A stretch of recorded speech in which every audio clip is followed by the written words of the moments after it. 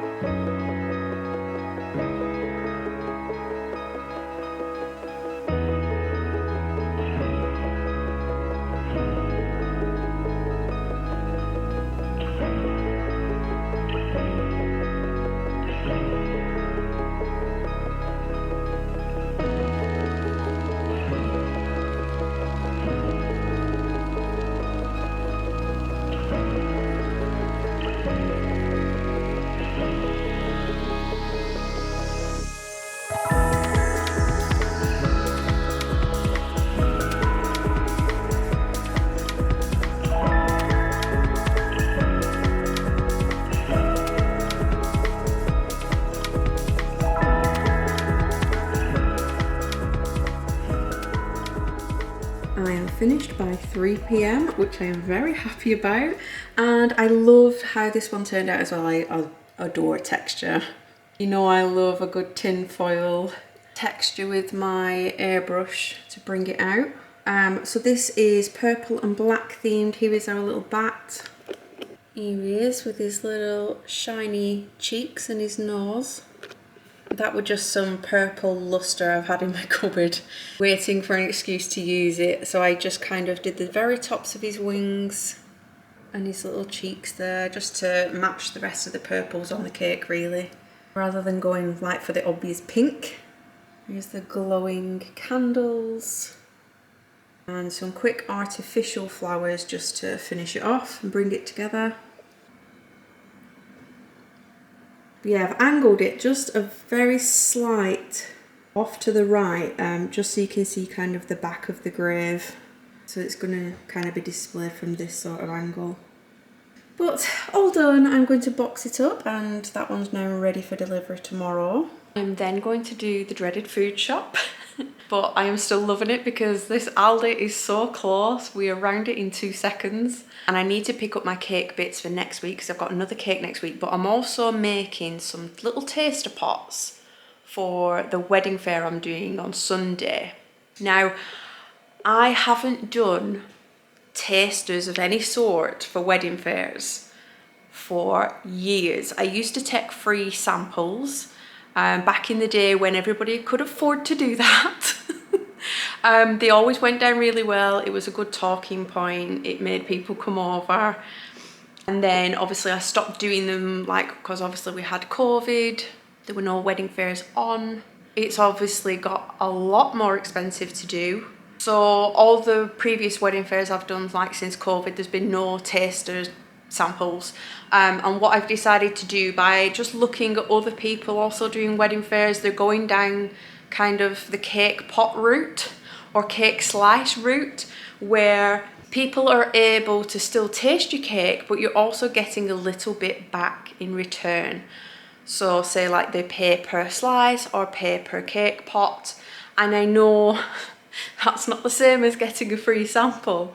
But wedding fairs don't always have sort of like a vendor of that type. Do you know, there's kind of no brownie stalls or anything at most wedding fairs, because brownie stalls you would find at more markets, foodie markets, craft markets. Wedding fairs, not so much. So there's a little gap there for us cake makers to kind of get in a little bit, make some cake pots or cake slices, however you want to do it, and actually make a little bit of income back for what you've paid for your table. So I'm going to try that. I haven't done this before. It could fail miserably, but I have some little plastic pots here doing absolutely nothing that I bought for something else that didn't work out. So I may as well just use them up. I'm not taking a lot. I think I only have maybe 20 pots. So I'm just hoping we can sell at least a little bit. Good grief. I thought I would come on to update you about the wedding fair and everything, because it's now the next week. And I thought I would just have a little snack. My God. These are like, I think it's supposed to be like puffed corn and wheat loops, and basically they're not nuts because I am not a fan of nuts, and it's a mixture of things that are not nuts. But I picked up like a Thai flavoured one from Aldi. My tongue is on fire. There were no like little chili things to say that they were going to be hot. These are burning my mouth. So I may pick up the barbecue ones next time, even though I'm not a fan of barbecue, but them are the only 2 flavours they come in. Whew, that is hot.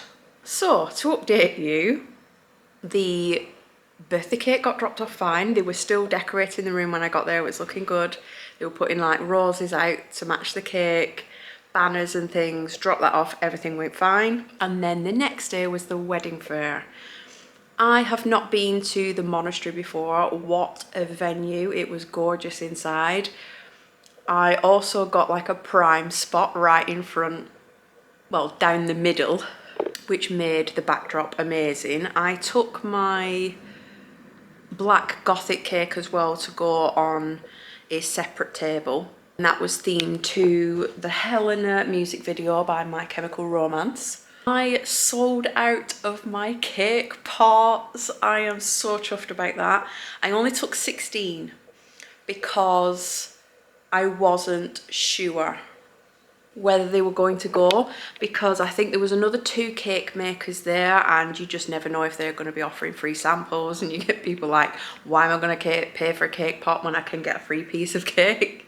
So to sell out, I was so chuffed. I took the classic flavour and also black cherry. So I may do that again in the future because, like I said, it is income back. Usually we just pay out. We pay out for wedding fairs. We pay out a lot because you're paying out for your stand, you're paying out for all your dummy cakes to make them, your sugar paste that goes on them, your leaflets, your business cards, all things like that. It's all just one massive pay out, and the only pay back is when you get orders, and those are not a given. So just to recoup a little bit of that back from the day was amazing. It was a fab wedding fair. I hope they hold another one in Manchester, because this is the closest wedding fair I have ever done to home. I'm always usually travelling to Birmingham or Sheffield, which is 2 hours either down or across. So Manchester being 44 minutes was a lot easier, and I hope they do another one because I would love to join them again. They're such a lovely crew, and they really put thought into their wedding fairs. I got a lovely card. It was addressed to me with my name. This is how silly it sounds, but it was addressed to me with my name on and my business name, a lovely message inside, and that makes all the difference, because at some wedding fairs you're just a vendor. They don't care. They filled their table. You've paid your money. So yeah, it's just nice to be recognised. I took a booking on the day, which is amazing. That doesn't usually happen because people like to go home and mull the information over, but they had a little chat to me, and then they came back to me like an hour later and just wanted to book in there and then. So I'm looking forward to hearing all their plans. And I've also had a few more inquiries as well, which I got back to on Monday. Because it is now Wednesday, I have a worker outside of the window moving some road signs. He's looking straight at me, wondering what I'm doing holding a camera. This is the bad part of vlogging. It's so embarrassing sometimes. I'm even in my studio, but I can see out onto the road. But yeah, like I said, it's the start of a new week now, and I am on to another cake. So I will wrap up the vlog here. Don't forget to watch the next one because I'm making a Stitch and Angel cake this week. So I will be filming the behind the scenes of that. But yeah, thank you very much for watching, and I'll see you in the next one.